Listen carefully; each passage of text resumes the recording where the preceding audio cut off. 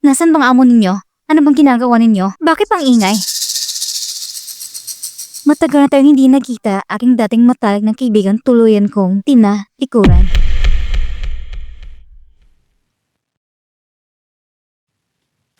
Bakit ngayon kagulang buhok mo?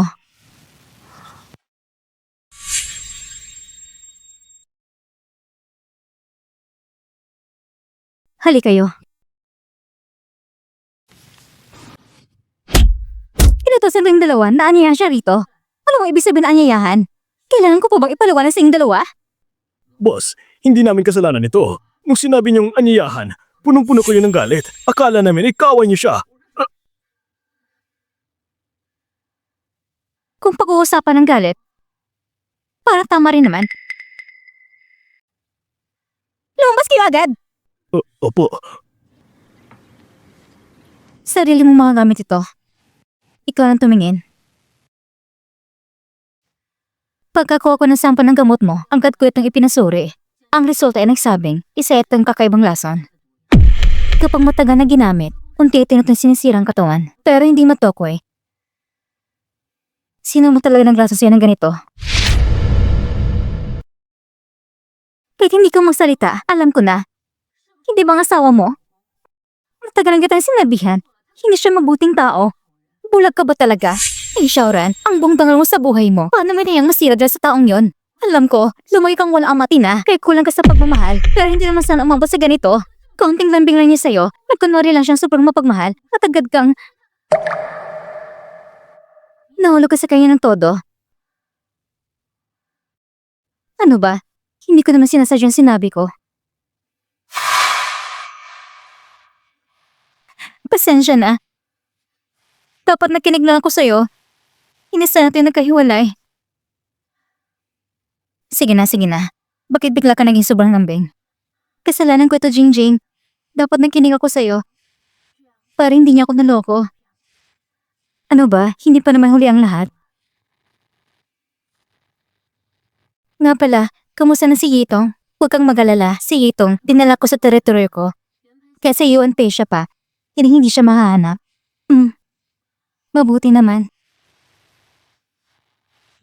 Ano naman bang balak mong gawin ngayon? Siyempre, babawiin kong mangrove mula sa mga kamay niya at ipapasok ko siya sa kulungan habang buhay na mabulok doon. Ayos yan, ganyan nga dapat. Ang Ming Shaoran na kilala ko, so kasi bumalik na. Pagkalipas ng kalahating buwan, ay anniversary na ng mangrove. Sa araw na yon, ibabagsak ko siya mula sa posisyon na narapat sa akin.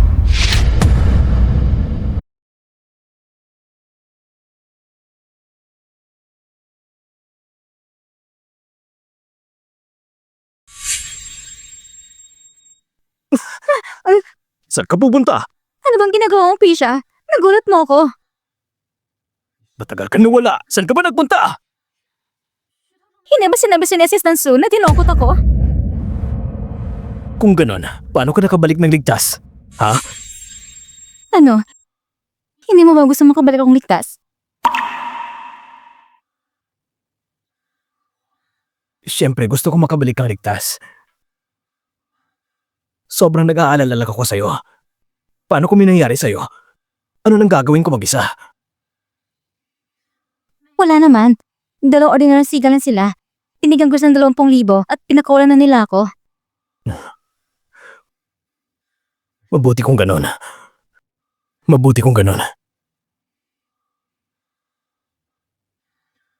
Mahal, nung nasa labas ka kanina, may iba ka bang nakasulubong?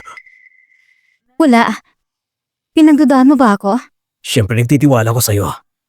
Ikaw ang pinakamamahal ko. Paano kita pagdududahan? Pero ang nangyari ngayong araw ay nagpaisip sa akin ng isang bagay. Ano yun?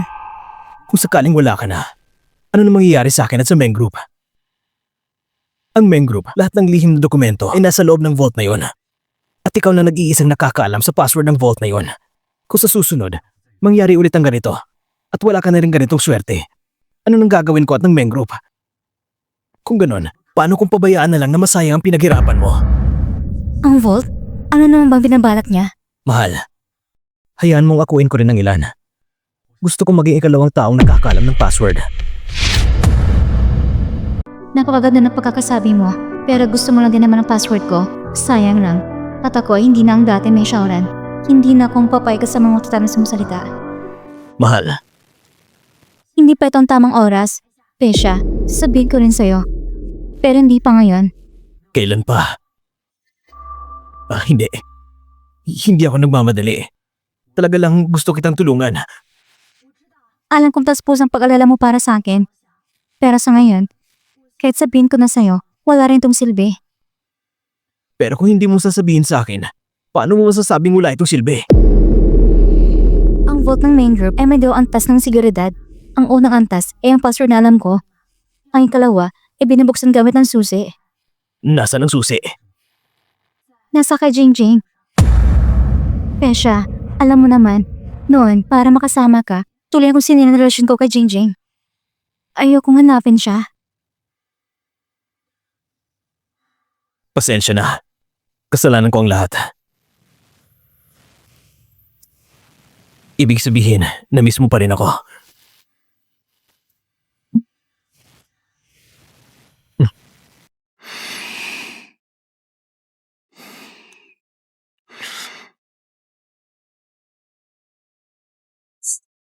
Anong nangyari?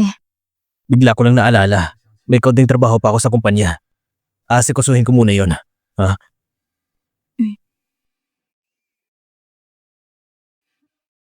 Yung pinahanda ko sa'yo, handa na ba? Talagang napakalupit ng bagay na ito. Malupit. Disturb niya yan. Gusto ko lang na maamoy niya ito at agad siyang mag-init. Pero kapag dumating sa dulo, wala namang mangyayari. Umasya siya sa mga babae para makarating dito. Dapat tanda na rin siya ng balang araw ay masisira dahil sa mga babae.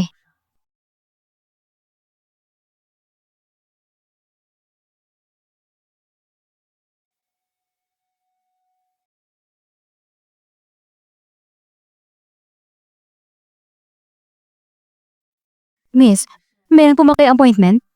Nasaan ang larawan na kasabi dito dati? Ang tinutukoy niyo po ba ay ang larawan ng babaeng yun? Ang tagal pong tinanggal. Miss, ito ang aking pass.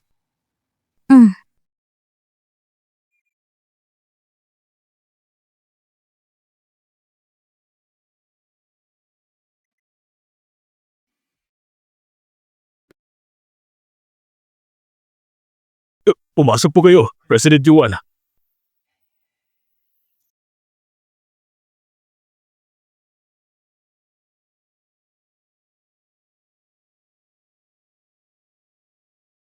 Bago ka lang dito.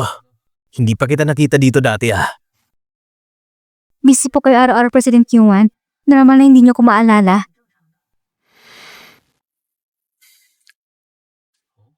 Talaga ba? Kung ganun, itaas mo nga ang mukha mo, baka sakaling maalala pa kita.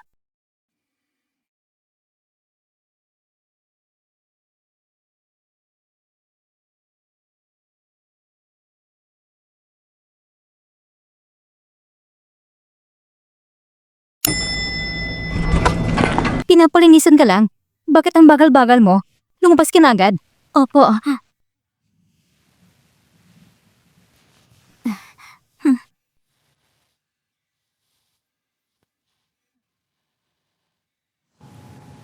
President Yuan, talaga bang si Vice President Go ay tulad pa rin ng dati? Hindi pa rin tayo gusto. Hanggat gugustuhin ko, walang kahit sinong babae ang magmamaliit sa akin. Kasama na siya. Akala ko noon, isa ka lang hadlang sa landas ko para pawagsakin si Meng Xiaoran. Pero hindi ko inakalang may hawak kang bagay na gusto ko. Mukhang kahit ayaw ko sa babaeng ito, kailangan ko pa rin humanap ng paraan para mapasailalim siya sa akin.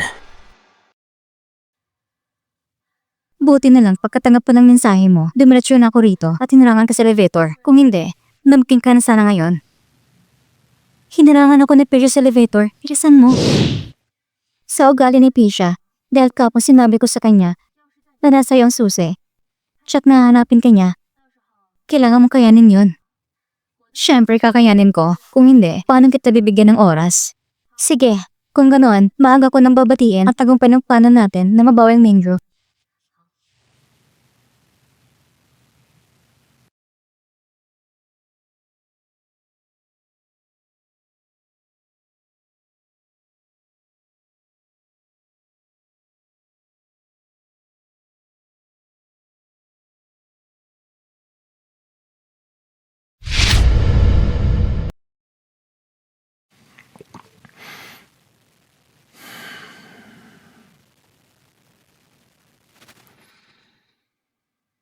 Anong ginagawa mo dito? Pakiramdam ko, may kaunti tayong hindi pagkakaunawaan sa pagitan natin. Kailangan ko ipaliwanag ito sa'yo. Halimbawa, ang tungkol sa inyo ni Xiaoran na nagkahiwalay kayo. Wala talagang kinalaman doon. Pinagsapihir ko pa nga siya na dapat yung pahalaga ng pagkakaibigang yon.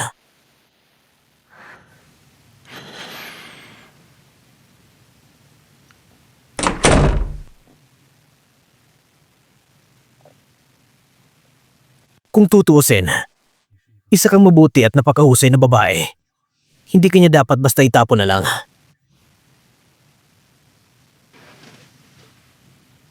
Dati, itong kumpanya ko, ang opisina ko.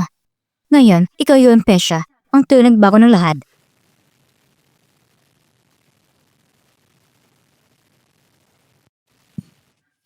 Kaya pala matapos kang ipanganak si Yetong, hindi mo ko pinayag bumalik sa kumpanya.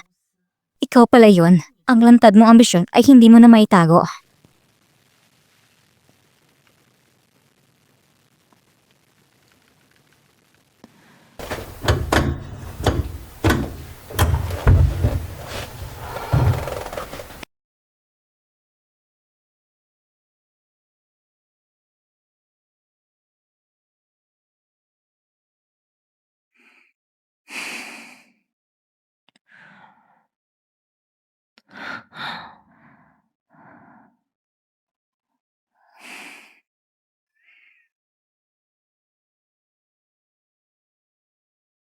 Miss, oras na po para kumain. Miss,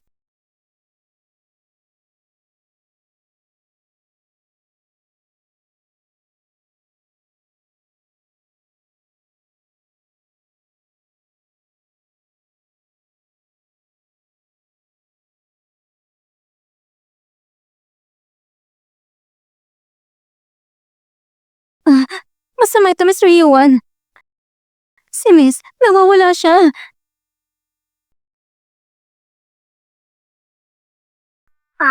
Masama ito, Mr. Yuan. Si Miss, nawawala siya. Sige, alam ko na. Jingjing, may kailangan pa ako kasi kasuhin. Hindi mo na kita kakausapin ngayon. Sige.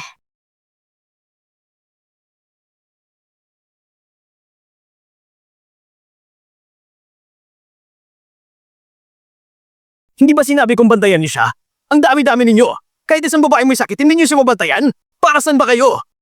President Duarte, pakinggan niyo kami. Ang ginang po, may plano na pala siya. Naglagay siya ng una sa ilalim ng kumot. Kaya inakala ng kasambahay na nagpapahinga pa rin siya sa silid. Ano ba talagang binabalak niya? Alam kaya niya ang isang bagay? Kung alam na niya, ang plano ko, kahit makuha ko man o hindi ang password ng vault, ano man ang mangyari, kailangan ko muna siyang alisin.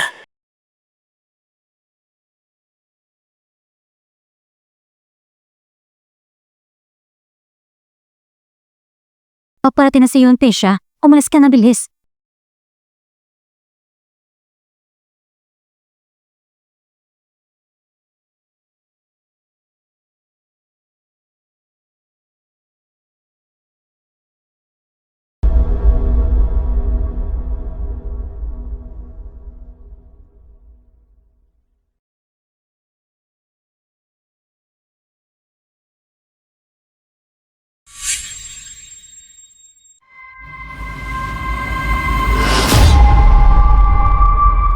May pumasok sa opisina ko. May gumalaw sa picture frame ko. Baka yung tagalinis lang. Hindi niya sinidyang natamaan.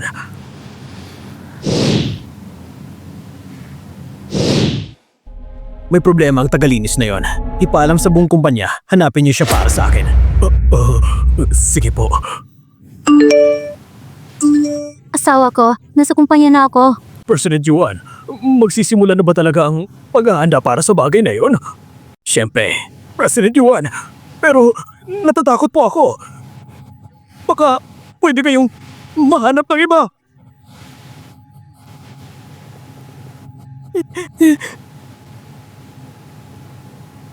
Pare-pareho tayong nasa isang bangkang magnanakaw. Paano kita hayang bumaba muna? Umalis ka na. Bakit bigla ka na lang dumating na walang sabi-sabi? Kung hindi ako tahimik, paano kita mauwi na mukhang gulat na gulat? Ano ba sinasabi mo? Kaya binantalang papabago ng main group. Halos sa kalain ko pa nga ng malang kumpanya na puntahan ko. Matagal ka lang talagang hindi na nakapunta. Kaya lahat ay mukhang bago sa'yo. Oo nga. Sa tingin mo rin ba, matagal ako hindi nakapunta dito? Mula ngayon, mas madalas na akong pupunta dito. Babantayan kita sa trabaho. Kung hindi, ikaw ang sasalo ng lahat. Anong babantayan? Nakalimutan mo na ba? Ngayon araw ng anniversary ng kasal natin. Buti na lahat naalala ko pa. Maaga pa lang, lihim na ako ng ganda ng sorpresa para sa'yo. Lahat ng ito, ako mismo nagluto para sa'yo. Kailangan mo ubusin lahat. Kailangan walang matira. Ah,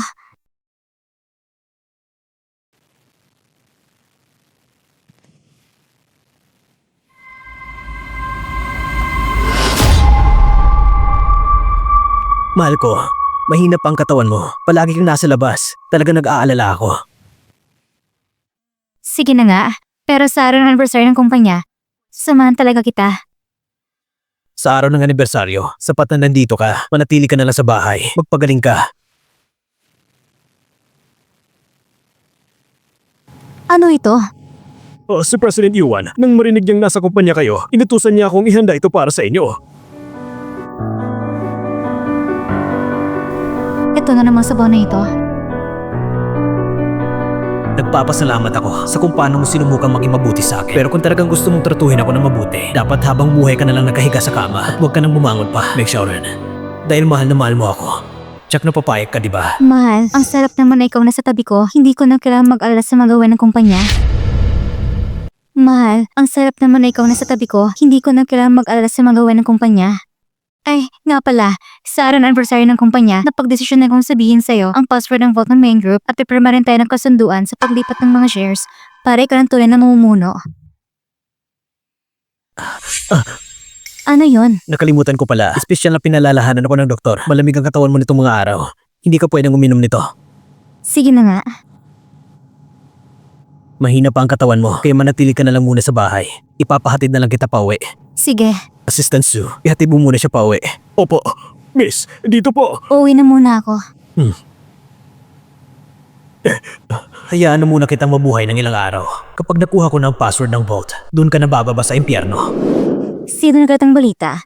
Na lumabas ako? Sagutin niyo ako! Kailangan po ba ipasura ng CCTV at isa-isang hanapin kayo? Miss, ako po. Kung ganun, sabihin mo nga. Sino mo talagang may-ari ng bahay na ito? Sabihin mo! Miss, ikaw po. Ikaw po. Sa pagkakataong ito, kaltas ang kalating buong sahod mo. Kapag naulit pa, diretso ka nang tatanggalin. Alam ko, nung may sakit ako nitong mga panahong ito, si Fish yung namamahala sa lahat. Kaya, natural na kayo rin ay kumampi sa kanya. Pero ngayon, dahil bumalik na ako, dapat niyang pag-isipang mabuti kung sino ba talaga sa bahay na ito ang nagpapapasahod sa inyo. Mula ngayon, kung may sino man maglalakas loob na magbigay sa kanya ng impormasyon tungkol sa akin, kayo nang bahalang humarap sa magiging kapalit.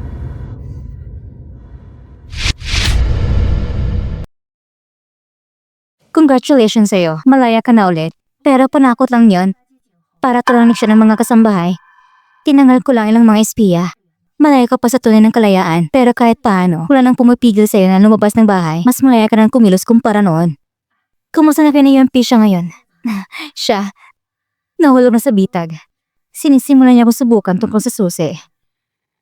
Patagalin mo pa siya, sundin mo ang plano natin. Huwag mong kalimutan ang mga dokumento mo. Tutulong kita magpaliban ng oras. Sige.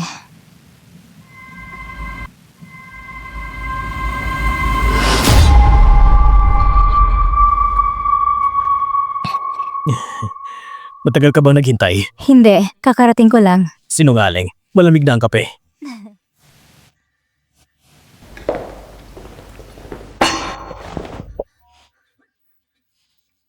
Huwag kang matakot. Nandito ako. Kung may problema kayo, akong harapin nyo. Ang dami ng tanong lumipas, pero pare-pare ng estilo. Ang pagligtas ng buhay, kapwede pag-aari ng sarili. Na, Maganda rin ang babae ito Ngayong gabi, magpapakasaya muna ako kasama mga kaibigan. Kung gusto mo siyang hawakan, pwede rin. Pero ang tanong, papayag ba ako? Ano bang pakialam mo? Pumasok ka. Mrs. Yuan. Mrs. Yuan. Ako si Insurance sa main group. Kailan ako naging Mrs. Yuan? Chairman Beng. Chairman Beng. Magsasalita lang ako ng diretso.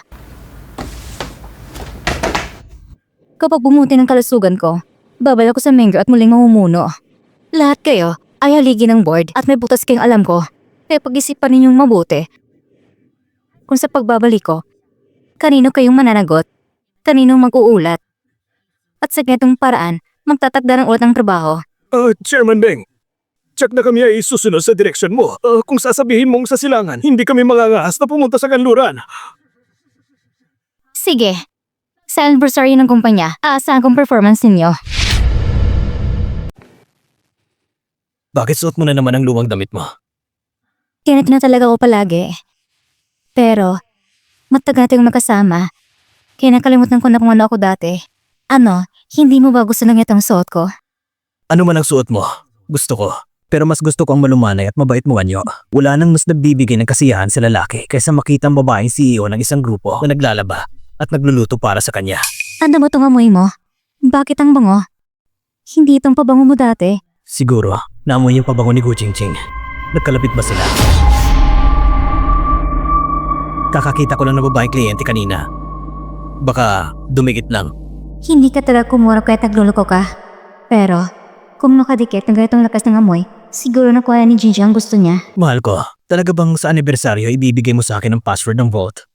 Siyempre, ikaw ang pinakakatiwalaan ko. Gusto kong sa harap ng lahat, ibigay sa iyo ang password. Ang hihilingin ko rin kay Jinjing, may sorry sa akin ng susi. Ang bait po talaga sa akin.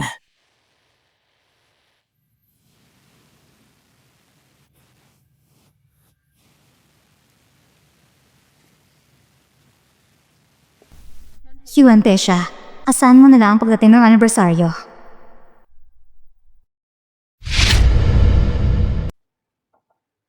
Magandang araw po!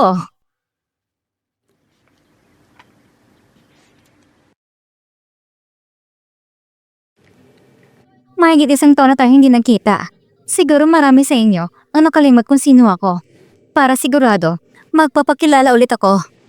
Ako si Meng Xiaoran, chairman at CEO ng main group sa pagdiriw na anniversary ng kumpanya. Inaanunsyo ko na ibibigay ko ang password ng safe kung saan nakatago ang mga pangunahing dokumento ng main group sa aking asawa na si Yuan Pesha. Mula ngayon, magpapaalam na ako sa lahat ng tungkulin. Ang pamamahala sa kumpanya ay nasa kamay na ni Yuan Pesha. Ito ang password ng safe. Magagamit mo na ito para mabuksan. Ikaw nang bahala dito. Sige. Salamat, mahal ko.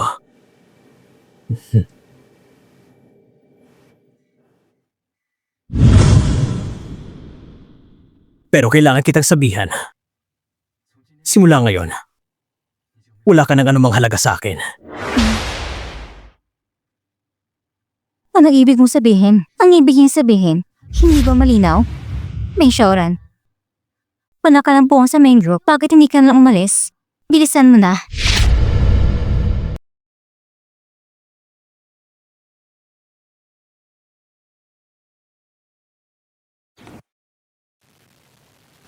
Pasensya na, Xiaoran. Ang babaeng pinakamamahal ko ay si Jingjing. Dito, inaanunsyo ko na kami ng dating CEO ng main group ay maghihiwalay na simula ngayon. Pirmahan mo na.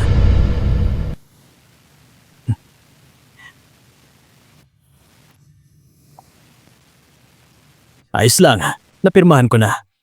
Kailangan mo na lang pumirma. Huwag kang mag-alala, naalis ko na sila. Tesha, salamat. Alam ko ngayon, hinahanap mo ang susi ng safe ng kumpanya. Ibibigay ko sa'yo. Pero, may isa akong hiling na dapat mong sundin. Sa araw na anniversary ng kumpanya, i-anunsyo mo ang hiwalan niyo ni Meng Xiaoran. At tuloy mo siyang palisin sa main group.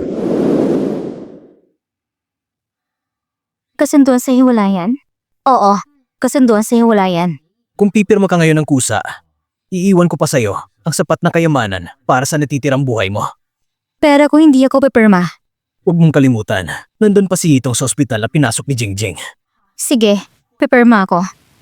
Huwag kayong gagawa ng masama kay Hitong.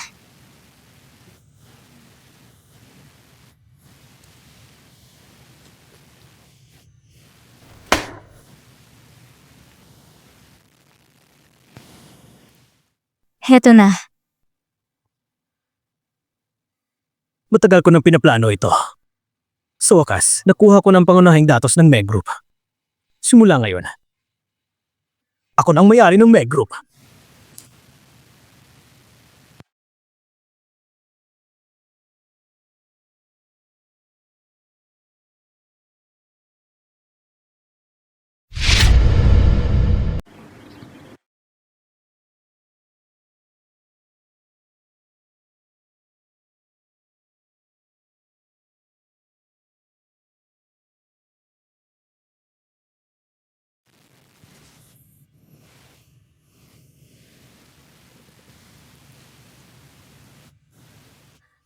Hindi mo ba talaga iniisip na mapapansin kita, lalaking tanga?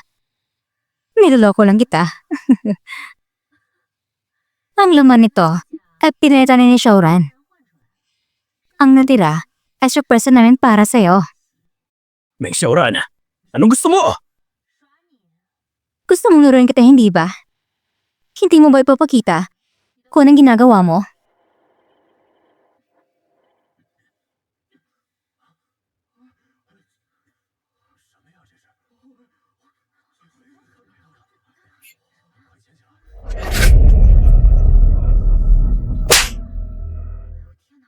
Sa panahon ng ating kasal, ilang beses ka na nagtaksa sa aking harapan.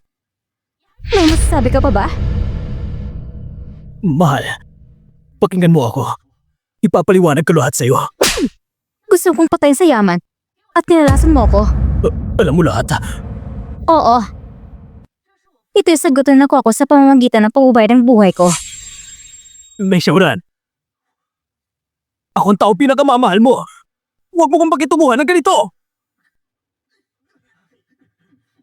Sa anniversaryo ngayon, sa harap ng lahat ng board members ng main group, ang dating CEO na si Yuan Pesha ay kusang na gaya ng hiwalayan sa akin ngayon. Simula ngayon, alis siya bilang chairman at hindi nang kalok sa paghahati ng yaman. Wala na siyang makukuha. Mula ngayon, si Ming Xiaoran ang muling hahawak sa posisyon ng chairman ng main group. Sinusuri ko ngayon ang opinyon. Kung may tutol, itaas ang kamay.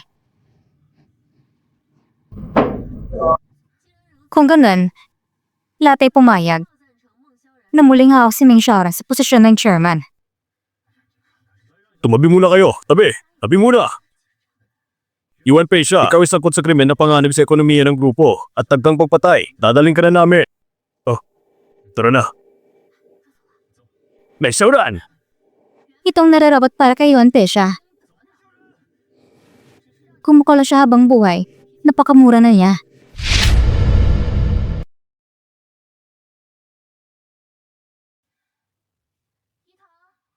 Yetong!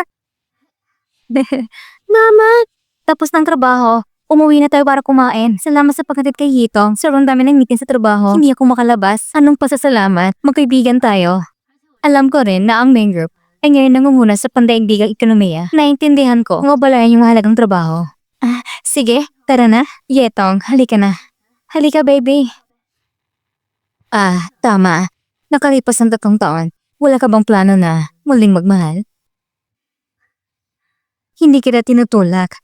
Gusto ko lang sabihin, huwag kang matako sa pag-ibig ka sa ilang lalaki.